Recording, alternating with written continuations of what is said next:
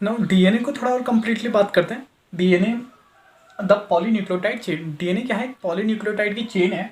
Polynucleotide chain has two free end, दो free end होते हैं पॉलीन्यूक्लियोटाइड चेन के, ठीक है। एक होता है 5 एंड मतलब 5 प्राइम एंड, और एक होता है 3 प्राइम एंड।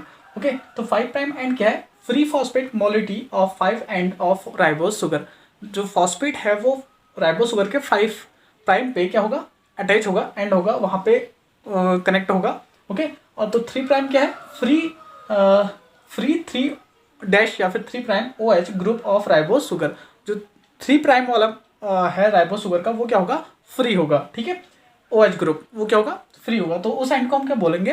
3 प्राइम एंड बोलेंगे, या फिर 3 डैश एंड बोलेंगे। ओके, तो डीएनए को देखते हैं कि ये किसने प्रपोज किया था, इसके स्ट्रक्चर को किसने दिया था। तो फर्स्टली 1953 में जब डिस्कवरी हो चुकी थी माइक्रोस्कोप की, ठीक है, कम्प्लीटली, तो उसके बाद क्या हुआ? डिस्कवरी होना स्टार्ट हुआ, ठीक है। तो वॉटसन एंड क्रिक दो साइंटिस्ट थे जिन्होंने प्रपोज किया था double helix of structure of DNA, ठीक है। Double helix structure of DNA दिया था किसने? वॉटसन एंड क्रिक ने 1953 में। उन्होंने इसके स्ट्रक्चर को डिफाइन किया था और इसके बारे में कुछ पॉइंट बताए थे कि डीएनए का जो डीएनए होता है वो कैसे स्ट्रक्चर का होगा। ओके, और उसमें क्या क्या इंपॉर्टेंट चीज़ें होंगी, ठीक है। तो based on X ray diffraction, तो एक्सरे डिफ्रैक्शन से उन्होंने क्या की?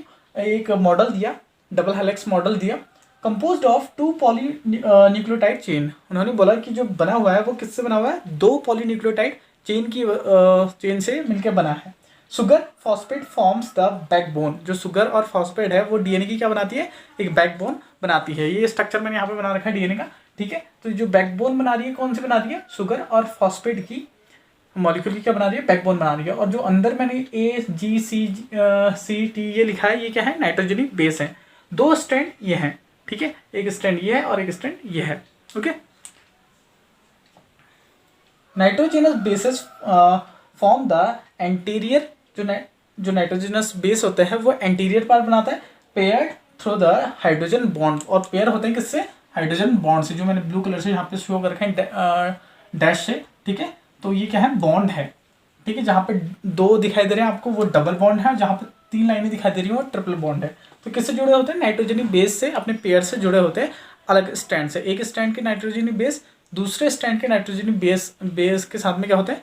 पेयर्ड होते हैं, कनेक्ट हो रहे हैं किससे? हाइड्रोजन बॉन्ड से। Okay, complementary base pairing. जो कॉम्प्लीमेंट्री बेस पेयरिंग होती है, कॉम्प्लीमेंट्री बेस पेयरिंग क्या होती है? A double bond T, A double bond T hydrogen bond है, ठीक है। ए किससे कनेक्ट होता है? टी से। टी मतलब थाइमीन, ए मतलब एडेनिन। ओके, तो ए और जी जो है वो प्यूरिन है, टी और सी जो है वो पायरिमिडिन है। तो एडेनिन का सॉरी प्यूरिन के जो नाइट्रोजनी बेस हैं वो किससे कनेक्ट होंगे? पायरिमिडिन से होंगे, पायरिमिडिन के प्यूरिन से होंगे। तो ए का जो पेयर बनता है वो किससे किससे बनता है? टी से, थाइमीन से।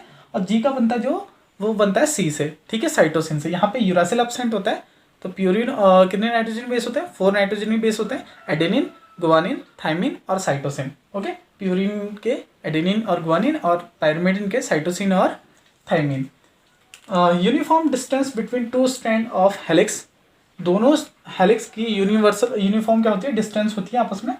2 polynucleotide chain have anti parallel polarity. Anti parallel polarity रखते हैं दोनों चेन, ठीक है। ये अगर 5 डैश होता है, ये आपकी जो स्ट्रैंड है वो 5 प्राइम रखता है, तो ये क्या होगा? 3 प्राइम होगा। ओके, तो ये 5 प्राइम है तो इसका छोर क्या होगा?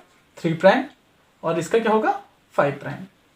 ओके, 2 एंटी पैरेलल पोलरिटी रखते हैं। 2 chain are coiled in a right handed fashion forming a helix, ठीक है। राइट हैंडेड उसमें एक क्या है? फैशन में ऐसे कॉइल्ड हुए हैं दोनों स्ट्रैंड, और क्या फॉर्म कर रहे हैं? हेलिक्स फॉर्म कर रहे हैं। डीएनए का स्ट्रक्चर मैंने यहाँ पे बना रखा है। जो डीएनए का स्ट्रक्चर दिया था, ये दिया था डबल हेलिक्स मॉडल, BDNA बोलते थे, जो वॉटसन और क्रिक ने दिया था, ठीक है। इसमें कुछ चीज़ें हैं।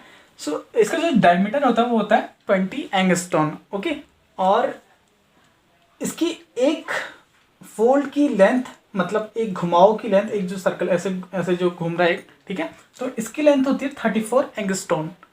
और यहाँ पे 2 आपको ग्रुप दिख रही होंगी। एक ग्रुप ये छोटी सी कनेक्टेड हो रही है, ठीक, कम है डिस्टेंस, और एक जो है वो ज़्यादा है डिस्टेंस, ये ज़्यादा है, ठीक है, दोनों उसके बीच में। तो इस ग्रुप को बोलते हैं, इस खांच को बोलते हैं माइनर ग्रुप, और जो इसको बोलते हैं उसको हम बोलते हैं मेजर ग्रुप। ओके, तो यह माइनर ग्रुप और यह है मेजर ग्रुप।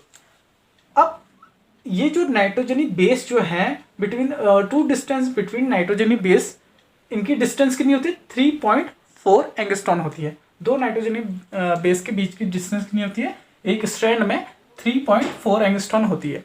ओके, और एक घुमाव पे कितने नाइट्रोजनी बेस पेयर मिलते हैं हमें, एक घुमाव पे हमें मिलते हैं 10 बेस पेयर। तो एक घुमाव की लेंथ होती है 34 एंगस्ट्रॉन।